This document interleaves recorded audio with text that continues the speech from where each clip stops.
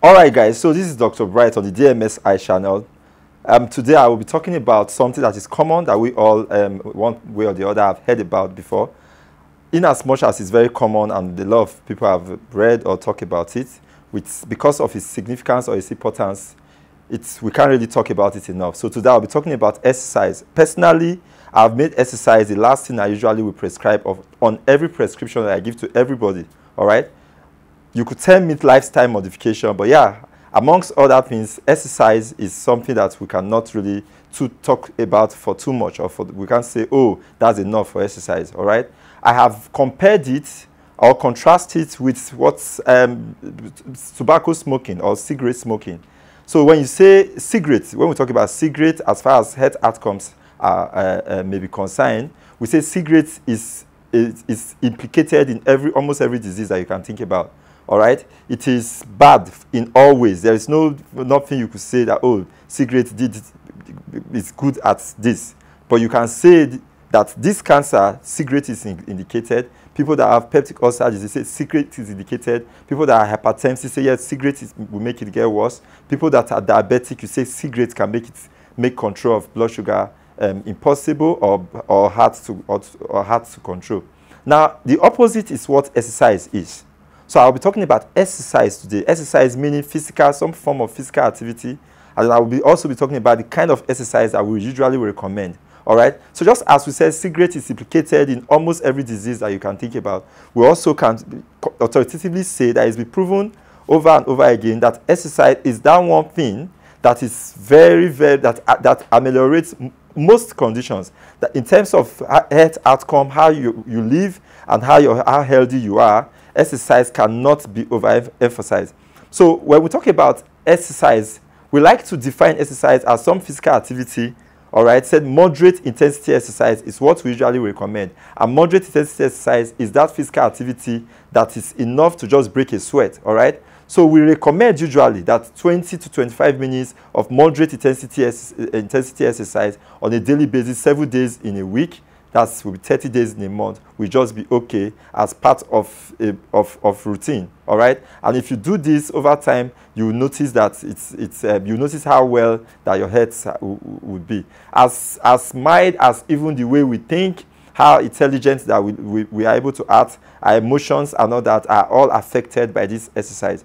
Exercise has been noted to be able to delay the onset of diabetes in those who have genetic predisposition to being diabetic. It has also been noted to help in control of diabetes in those who are already diagnosed and are on some either oral medications or even injectables. It is the same thing for hypertension. So for those who have genetic predisposition to be hypertensive, it's also been noted that when they exercise regularly, that the onset of the hypertension may be delayed. And then even when taken in adjunct with medications, it's also been noted that the control or blood pressure control is much better with those who are involved in exercise than in those who do not involve in any kind of exercise. Don't underrate the possibility of the inability or what I call the inertia to begin exercise. It's easy to just come around and say, oh, exercise daily, make sure you get involved in some kind of physical activity from time to time.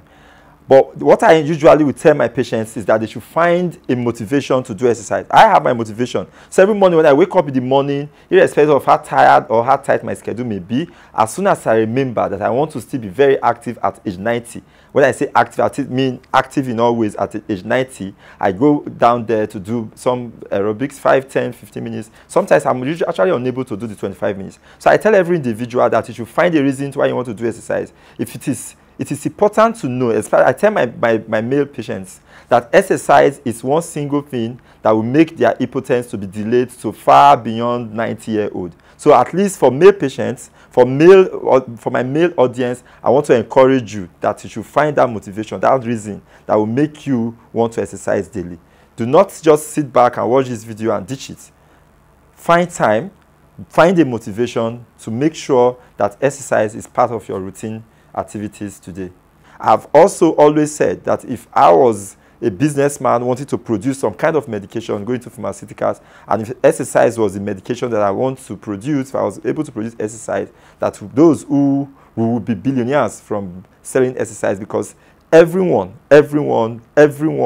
in every stage of life requires some kind of exercise. And then the good thing is that it is very cheap. It is really not expensive.